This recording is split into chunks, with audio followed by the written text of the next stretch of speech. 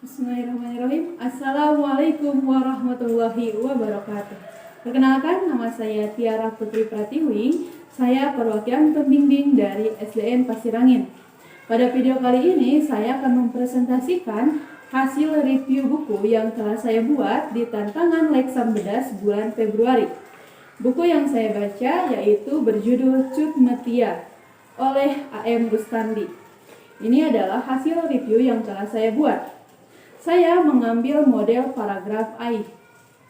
Yang pertama, alasan saya membaca buku ini yaitu karena saya ingin menambah wawasan saya terkait sejarah perjuangan di Aceh dalam melawan penjajahan Belanda.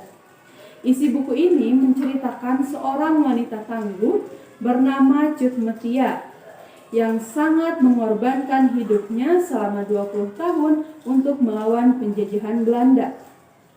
Pada suatu hari, Cut Metia ini menuju medan perang bersama suaminya yang bernama Cik Tunong.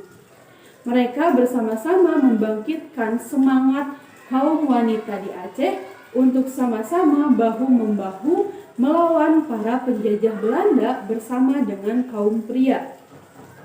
Mereka sangat bersemangat dalam melawan penjajahan Belanda karena tidak ingin tanahnya dikuasai oleh Belanda.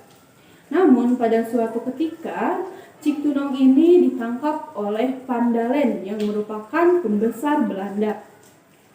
Cik Tunong dihukum 12 tembakan peluru oleh Pandalen karena Pandalen sangat benci kepada Cik Tunong. Karena dia menganggap bahwa Cik Tunong adalah pelopor perlawanan ke Belanda tersebut. Hingga akhirnya Cik Tunong ini meninggal di depan Cut Metia sendiri.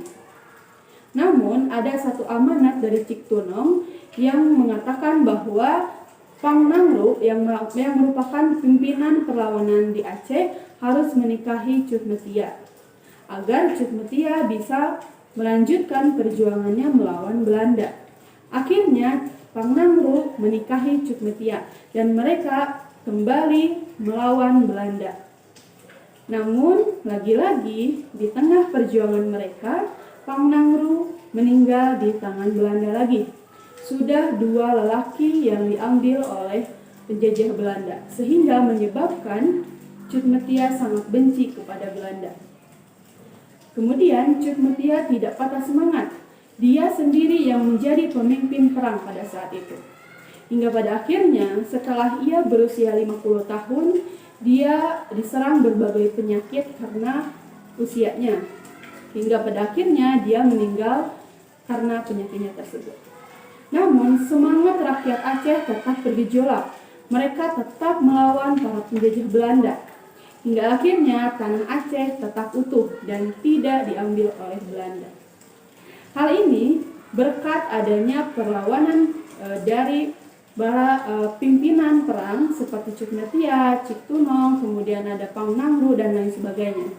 Sehingga masyarakat Aceh menganggap bahwa mereka adalah pahlawan kemerdekaan di Aceh, terutama Cut Metia yang mengorbankan 20 tahun hidupnya untuk melawan penjajahan Belanda agar tanah Aceh tidak dikuasai Belanda. Itulah isi buku dari Cut Metia ini.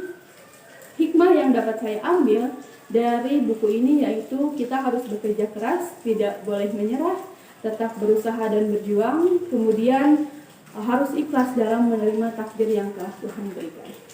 Sekian yang dapat saya sampaikan, mohon maaf bila ada kesalahan. Sampai jumpa di tantangan literasi bulan selanjutnya. Assalamualaikum warahmatullahi wabarakatuh.